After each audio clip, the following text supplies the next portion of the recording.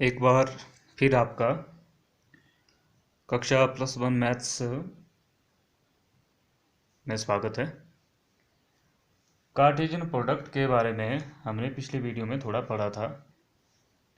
अब हम कुछ problems exercise 2.1 NCERT book chapter number 2 से कुछ और क्लियर करेंगे कि कार्टेशियन प्रोडक्ट जो है दो सेटों के बीच में कैसे निकाला जाता है। मतलब दो सेटों के बीच में जो हम मल्टीप्लाई करते हैं उसी को क्या नाम दिया है, कार्टेशियन प्रोडक्ट। साधारण भाषा में गुणा, ही है multiply. For example question number 5 है आपके पास, एक्सरसाइज 2.1 का। आपके पास सेट ए दिया है, उसके गिवन एलिमेंट है -1, 1। ठीक है जी। And you have to find A cross A cross A. ठीक है जी। क्या समझे आप इससे? भाई इसी सेट की गुणा आपने 3 बार करनी है खुद के साथ ही। तो पहले हम क्या करेंगे, दो सेटों की मल्टीप्लाई। ठीक है जी। Set A into set A. Set A का एलिमेंट क्या है? -1, 1। तो इसी की गुणा हमने इसी के साथ करनी है। कार्टेशियन प्रोडक्ट इसका -1, 1। हमने पिछले वीडियो में भी आपको बताया था कैसे करते हैं, बहुत ही आसान है। फर्स्ट सेट का एलिमेंट को हम देखेंगे कितना है, -1। वो जो है नेक्स्ट सेट के अंदर जितने भी एलिमेंट होगा उन सब के साथ बारी बारी गुणा करेगा, मल्टीप्लाई करेगा। अब कैसा उसका तरीका है, हम क्या करते हैं, फर्स्ट सेट के एलिमेंट को लिखते हैं कितना है, -1। सेकंड सेट का भी एलिमेंट कितना है, -1। उनको ऐसे हम पेयर में लिखते हैं। ठीक है जी। और ओपन ब्रैकेट के साथ हम उसको बंद करते हैं, जिसको हमने कहा इसे क्या कहा जाता है, ऑर्डर्ड पेयर।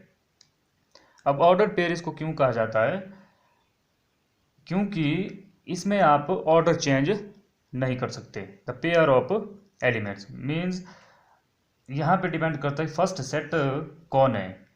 फर्स्ट सेट का जो एलिमेंट है वही यहाँ पहले स्थान पर बैठेगा। आप ऑर्डर उसका नहीं बदल सकते। ऐसा नहीं कि भाई आप मल्टीप्लाई किसी और सेट से कर रहे हैं और आपने सेकंड सेट के एलिमेंट को पहले लिख दिया है, क्योंकि यहाँ तो सेम एलिमेंट है, इसलिए यहाँ फर्क नहीं पड़ेगा। अब फटाफट -1 से फिर इस 1 को इसने कर दिया अपना काम, फिर 1 से इस तरह से आपको कितने एलिमेंट प्राप्त हो गए, 4 ऑर्डर पेयर में। ठीक है जी। तो नेक्स्ट फिर आपके पास यहाँ पे जो ऊपर दो सेटों से प्रोडक्ट करके आया वो आपको ये 4 एलिमेंट मिले ऑर्डर पेयर में। ये अब ऑर्डर पेयर में है। और नेक्स्ट इनकी जो मल्टीप्लाई करनी है, आपने जो प्रोडक्ट निकालना है वो इसी सेट के साथ निकालना है। ठीक है। अब देखिए यहाँ पे बच्चे थोड़ा कन्फ्यूज रहते हैं कि अब कैसे करें। सिंपल है, यहाँ फर्स्ट सेट के एलिमेंट कौन है, -1, 1। ये पूरा एक ही एलिमेंट है। ठीक है जी। यहाँ ब्रैकेट लगा दिया, ये एक ही एलिमेंट है। अब इसने जो है मल्टीप्लाई करना है इस सेट को। इस सेट का फर्स्ट एलिमेंट है ये, तो उसका क्या है, -1 है, तो इसका क्या लिखा जाएगा, कोमा में। ठीक है जी।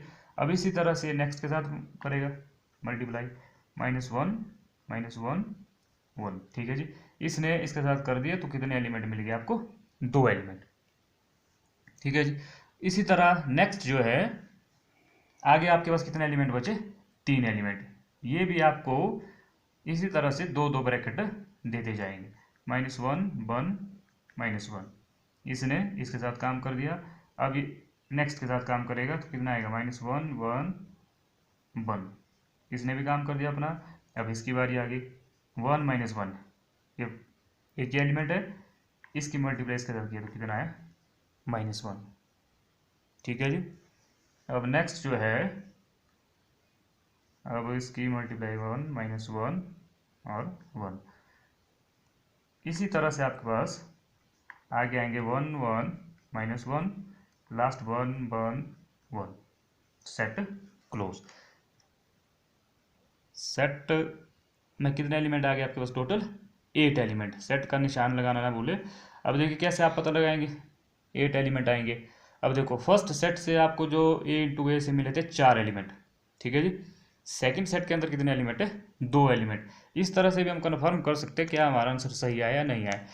जब हमने पता लगाना हो कि भाई फाइनल जो प्रोडक्ट हम निकाल रहे हैं उसके अंदर कितने एलिमेंट आएंगे, वो सिंपल क्विक एक्शन है उस पर, उसके एलिमेंट गिनेगा। अब इसके अंदर कितने एलिमेंट है, 4 है। नेक्स्ट के अंदर कितने एलिमेंट है, 2 है। तो जो उनके प्रोडक्ट के अंदर एलिमेंट आएंगे वो आएंगे 8। मतलब number of element in first set into number of element in second set. उन नंबरों को आपस में क्या कर देंगे हम, मल्टीप्लाई। थोड़ा और क्लियर करते हैं इसको क्वेश्चन नंबर 6 से। जैसे आपके पास क्वेश्चन नंबर 6 है, if set A into set B, मतलब इसको इंटू तो क्या, Cartesian product between set A and B. Set की भाषा में क्या कहेंगे इनको, Cartesian product between set A and B. अब आपको देखो पहले से कार्टेशियन प्रोडक्ट दिया है दो सेटों के बीच में, कितने टोटल नंबर ऑफ एलिमेंट इसके अंदर, 4। अब आपको क्वेश्चन पूछा है रिवर्स से, फाइंड ए एंड बी। ठीक है जी, Cartesian product of vector set A into set B के अंदर टोटल एलिमेंट 4 है, लेकिन अब आपको बताना है कि सेट ए और सेट बी के अंदर कितने एलिमेंट है। अब देखिए हमने कहा था ऑर्डर्ड पेयर में हम क्या देखते हैं, जो फर्स्ट एलिमेंट होता है वो पहले सेट का होता है, और जो सेकंड एलिमेंट होता है वो दूसरे सेट का होता है। तो यहाँ पे ए कौन सा सेट है, फर्स्ट है, तो पहला एलिमेंट क्या आएगा, ए का। ठीक है जी, अब दूसरा है, उसके बाद कौन फर्स्ट स्थान पे, बी, तो बी भी किसका एलिमेंट आएगा, ए का। ठीक है जी, अब सेकंड पे कौन है, एक्स और वाई, ये किसके एलिमेंट आएंगे, सेकंड सेट के। ठीक है जी, तो एक्स और वाई किसके एलिमेंट आ गए, बी सेट के, और ए सेट के एलिमेंट कौन आ गए, ए और बी। तो ये अलग अलग आए। देखो अब देखो टोटल नंबर ऑफ एलिमेंट अगर आपने बताना हो, गिनेगा हम सिंपल, इसके अंदर कितने एलिमेंट है, टोटल एलिमेंट नंबर गिनेंगे, इसका 2 है, इसके अंदर कितने एलिमेंट है, 2 है, इनको मल्टीप्लाई कर देंगे और उतने नंबर ऑफ एलिमेंट क्या आएंगे इनके कार्टेशियन प्रोडक्ट में, 4 एलिमेंट। ठीक है जी, अब जैसे आप यहाँ पे फिर से एक बार जैसे हम दोबारा अगर मल्टीप्लाई इसकी करें, इसका प्रोडक्ट निकालें, तो क्या होगा, सिंपल है, आप फटाफट ए से एक्स को, फिर ए से बाई को, फिर किसकी बारी आएगी, बी से एक्स को, फिर बी से वाई को। मीन्स ऑर्डर्ड पेयर का मतलब क्या हुआ, a set of a pair of element, एलिमेंटों का जोड़ा, राइट टूगेदर, जिसको इकट्ठे लिखा जाता है इन पर्टिकुलर ऑर्डर, एक विशेष ऑर्डर। मतलब आप ऐसा नहीं कर सकते, अगर ए क्रॉस बी अब निकाल रहे हैं तो आपको पहला ऑर्डर जो है किसका आएगा, ए का, उसके बाद सेकंड स्थान किसका आएगा, बी सेट के एलिमेंट का। यहाँ पे आप एक्स कोमा ए नहीं लिख सकते, मतलब ऑर्डर चेंज नहीं आप कर सकते। अब जैसे यहाँ है बी क्रॉस ए, ठीक है जी, अब ऑर्डर में फर्स्ट किसका ऑर्डर है, फर्स्ट स्थान पर कौन आएगा, अब एक्स, सेकंड पे ए, फिर एक्स की मल्टीप्लाई बी के साथ, फिर वाई की मल्टीप्लाई ए के साथ, और वाई की मल्टीप्लाई बी के साथ। मीन्स जो सेट पहले स्थान पर होगा ऑर्डर पेयर में भी उसका एलिमेंट पहले स्थान पर होगा। ठीक है जी, और जो सेट सेकंड स्थान पर होगा उसका ऑर्डर पेयर के अंदर भी एलिमेंट क्या आएगा, सेकंड स्थान पे। आप इस ऑर्डर को चेंज नहीं कर सकते, इसलिए हम क्या कहते हैं, ऑर्डर पेयर इज अ, क्या हमारे पास ऑर्डर पेयर क्या होता है, a set of a pair of elements which rights together in a particular order. ठीक है जी, अब आपके लिए जो होमवर्क रहेगा एक्सरसाइज 2.1 से क्वेश्चन नंबर 4 ट्रू और फॉल्स बताने हैं आपने, और क्वेश्चन नंबर 7 में आपने वेरीफाई करना है A Cartesian product between B intersection C. Intersection कैसे निकालते हैं वो आपने सीखा है।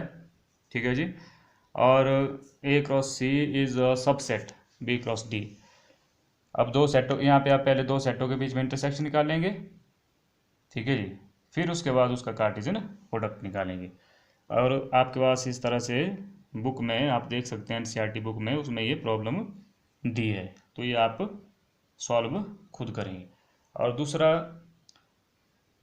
जब भी कोई सेट किसी एम्प्टी सेट के साथ प्रोडक्ट निकालता है तो उसका आंसर क्या आता है, 5। सिंपल भाषा में आप ये भी समझ सकते हैं, मान लो किसी नंबर की आप जब मल्टीप्लाई 0 के साथ करते हो तो आंसर क्या आता है, हमेशा 0 आता है। तो उसी प्रकार से चाहे कोई भी सेट हो, जब आप उसको एम्प्टी सेट के साथ मल्टीप्लाई करेंगे, कार्टेशियन प्रोडक्ट उनका निकालेंगे, तो आंसर विल बी ऑलवेज 5। ठीक है जी, तो जो प्रॉब्लम्स बची तो उनको आप थोड़ा सॉल्व करने की कोशिश करेंगे। Thank you.